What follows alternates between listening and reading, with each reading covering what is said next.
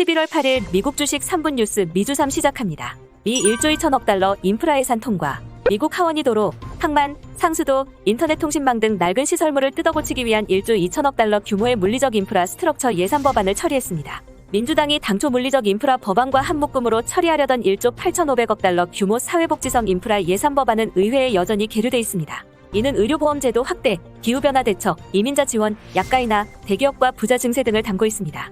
제2의 테슬라 리비안, 상장 앞두고 몸값 높여, GM 포드 넘본다. CNBC에 따르면 리비안은 나스닥 상장에 앞서 상장 신청서를 수정하면서 공모 희망가를 주당 57에서 62달러에서 72에서 74달러로 상향 조정했습니다. 리비안의 공모주 물량은 이미 발표한 1억 3,500만 주로 결정되며 최고 목표가로 공모가가 확정될 경우 공모를 통해 조달하는 자금은 100억 달러에 근접하고 기업 가치는 650억 달러에 이릅니다. 상장 목표가를 높인 것은 테슬라가 최근 연일 주가 강세를 보이고 있기 때문인 것으로 풀이됩니다. 애플, 테슬라 전 오토파일럿 책임자 영입 애플카는 진행 중. 오토블로그 등 외신에 따르면 애플은 크리스토퍼 무어 전 테슬라 오토파일럿 책임자를 영업하며 지난해 말 합류한 테슬라 임원 스튜어트 바우스와 함께 소프트웨어 연구를 진행하게 될 것이라고 보도했습니다.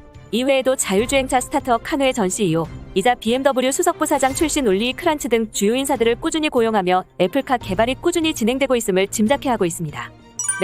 메타버스 관련 첫 오프라인 매장 개점 추진. 페이스북에서 사명을 변경한 메타가 메타버스 관련 기기를 파는 오프라인 매장을 열 계획인 것으로 알려졌습니다. 메타는 첫 매장 개점을 논의 중이며 가상현실 헤드셋, 증강현실 기능을 담은 스마트 안경, 원격회의 기기 등을 선보일 계획입니다. 마크 저커버그 CEO는 페이스북이 아닌 메타버스가 최우선 사업이 될 것이라며 앞으로 메타버스 사업에 집중할 것이라 밝히기도 했습니다. 아마존과 MS 빈틈 노리는 구글, 클라우드 종횡무진. 구글이 거대 선물거래소 기업인 시카고 상품거래소에 10억 달러를 지분 투자하고 핵심 거래 시스템을 구글 클라우드로 옮기는 계약을 체결했다고 보도했습니다. 외신들은 이번 계약을 통해 구글 클라우드 서비스가 탄력을 받게 됐다는 분석을 내놓고 있는데 현재 전 세계 클라우드 시장에서 1위는 33%의 점유율인 아마존 앱 서비스, 2위는 20%인 MS 애저이며 구글은 10%로 3위를 기록 중입니다. 위성 인터넷 최우승자는 아마존 이어 보잉까지 참전. CNBC에 따르면 미국 아마존, 보잉, 영국 원앱, 캐나다 텔레셋 등 9개 우주기업들은 위성 인터넷 사업을 위해 모두 38,000개 위성의 우주 배치 계획을 승인해달라고 미국 연방통신위원회에 요청했다고 보도했습니다. 일론 머스크의 스페이스X는 2,000여 개의 저궤도 위성을 통해 인터넷 서비스를 시범 운영하고 있는데 향후 100억 달러를 추가 투자해 1만 개의 위성을 더 쏘아 올릴 계획이며 위성통신 시장은 2040년 692조 원 규모로 성장이 전망됩니다. 밸런스, 경제 재개로 펠로톤 폭락 vs 우버, 에어비앤비 등 강세.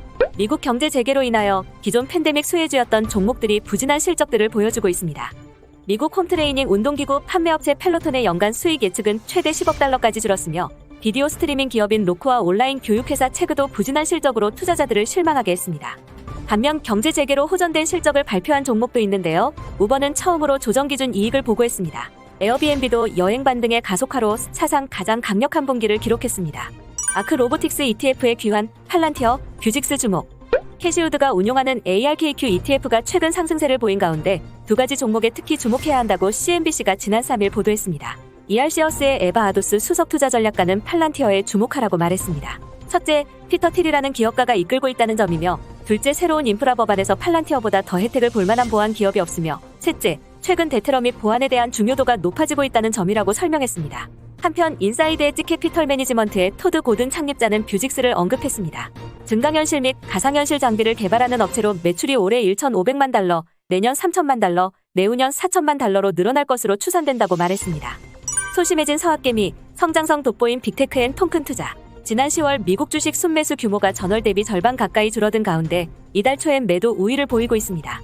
다만 3, 4분기 실적 발표 이후 성장 전략을 내보인 기업들엔 꾸준히 자금이 몰렸습니다. 지난 5일 한국의 탁결재원 기준 최근 한 달간 메타에는 3억 347만 달러에 달하는 자금이 모였으며 이는 전월보다 6배 이상 급증한 수준입니다. 지난 2에서 4일 사흘간 개최한 연례 행사 이그나이트 2021을 통해 메타버스 및 인공지능, 초연결 관련 비전을 밝힌 마이크로소프트 주식 수요 증가세도 두드러졌습니다.